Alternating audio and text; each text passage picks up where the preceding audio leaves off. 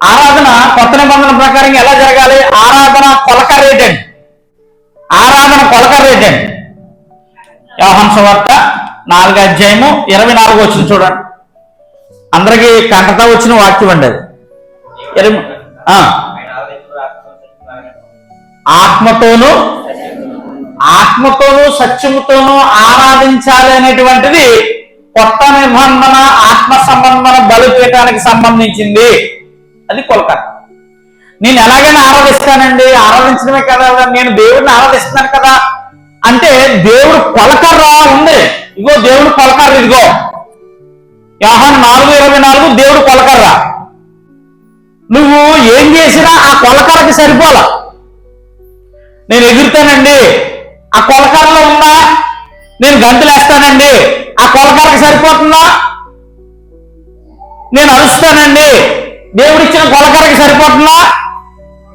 నేను ఆరాధన ఎలా పడితే అలా చేస్తాను, దేవుడినే కదా అంటే దేవుడు ఒప్పుకోడు కదా, దేవుడు అంగీకరించడు కదా. దేవుడి దగ్గర కొలకర్ర ఉంది. నువ్వు చేసే ఆరాధన ఆ కొలకర్ర ప్రామాణికం, నీకు వాక్యం అనే ప్రామాణికం ఉంది. దాన్ని మనం వాస్తవానికి అలాగూ దేవుడిని ఆరాధిస్తున్నావా లేదా అనేటువంటిది ఆలోచన చేయాల. ఈ ఆత్మ సంబంధమైన గుడారంలో, కొత్త నిబంధన ఆత్మ సంబంధమైన గుడారంలో, దేవాలయంలో దాన్ని బలి అర్పించి ఆరాధనతో సత్యంతోనే జరగాలి. అంటే వాక్యానుసారంగా. సత్యంతో అంటే అర్థం ఏంటండి? వాక్యానుసారంగా. ఆత్మతో అంటే పూర్ణ హృదయంతో, పూర్ణ మనసుతో, పూర్ణ బలముతో ఆరాధన జరగాలి. పూర్ణ హృదయము, పూర్ణ మనసు, పూర్ణ శక్తితో ఆరాధన జరగాలి. సత్యముతో అంటే వాక్యానుసారంగా జరగాలి. నేను ఎలాగలా చేస్తానండి ఆరాధనే అని అంటే దేవుడు కొలత ఏమంటున్నాడు, సరిపోతుందో లేదో. నేను ఏర్పాటు చేసిన కొలత కాదు ఇది. ఎవరు ఏర్పాటు చేశారు ఇది? మన అన్ని చర్చి బిల్డింగుల్లో ఆత్మతోనూ సత్యముతోనూ దేవుడిని ఆరాధించాలని ఉంటుందండి. కానీ ఎవరు చేయడండి. భౌతికమైన యంత్రాలతో చేస్తారు, యాప్రటిస్తో చేస్తారు, ఈ వేటితోనే చేస్తారు. కానీ ఆత్మతో సత్యంతో దేవుడిని ఆరాధించే కార్యక్రమం అయితే జరగదు. ఆత్మతో అంటే ఏంటి, సత్యంతో అంటే ఏంటి నాకు తెలియాలి ఫస్ట్. పూర్ణ హృదయంతో, పూర్ణ మనసుతో, పూర్ణ బలంతో, పూర్ణ మనసన్నా పూర్ణ వివేకమన్నా ఒకటే ఆరాధన జరగాలి. సత్యముతో అంటే వాక్యానుసారంగా జరగాలి.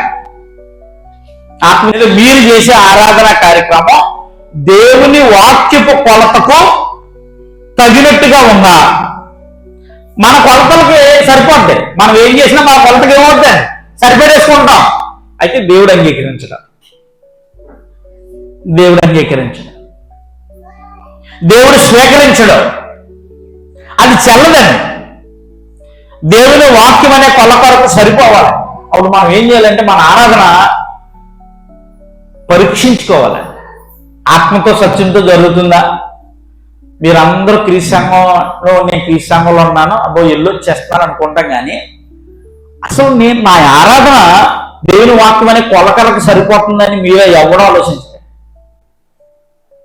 ఆలోచిస్తే అందరూ ఒకేలా జరుగుద్దండి. ఒకే టైం ఉంటుందండి, ఒకే ఎండింగ్ ఉంటుందండి. మనం చేసే ఆరాధనలో దేవుని వాక్యం అనే కొలకలకు సరిపోయేటట్టుగా లేదండి. ఇప్పుడు మన ఇష్టానుసారంగా జరుగుతున్నాయండి. అది మన ఇష్టానుసారంగా జరుగుతున్నాయి. మీలో ఎవరైనా ఆర్మీ సెలక్షన్స్కి వెళ్ళారండి? ఆర్మీ సెలక్షన్స్ చిన్న వెళ్ళారండి. వాళ్ళు అనుకున్న టైమా మన టైమా? అలా అనుకున్న టైం కాకుండా ముందు వెనకాల వెళ్తే మొన్న ఒక ఆవిడ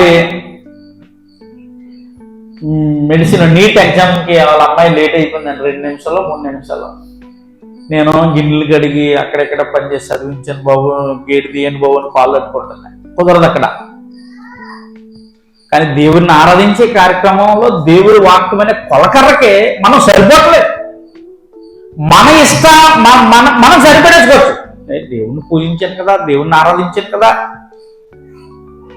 ఈ విధంగా అభిప్రాయాలతో ఉన్నాం తప్పితే ఈ వాక్య ప్రమాణానికి, దేవుని వాక్యం అనే కొలకరకి సరిపోయేటట్టుగా మనం ఆరాధించట్లేదు. ఒకసారి ఆరాధన వాక్యానుసారంగా నీ జీవితంలో జరుగుతుందా లేదా? జరగకపోతే ఇన్ని ఆదివారాలు నువ్వు వాక్యానుసారంగా కాకుండా చేసావో అన్ని ఆదివారాలు పోయినట్టే నీ జీవితంలో. వ్యర్థంగా వాస్తవానికి భూమి మీద ఉండిపోయినట్టే. నువ్వు చేసిన ప్రార్థన పాటలు అన్ని భూమి మీద ఉండిపోయినట్టే. మనుషులు విన్నారు తప్పితే ఎవరు అంగీకరించలేదు? దేవుడు అంగీకరించాడు.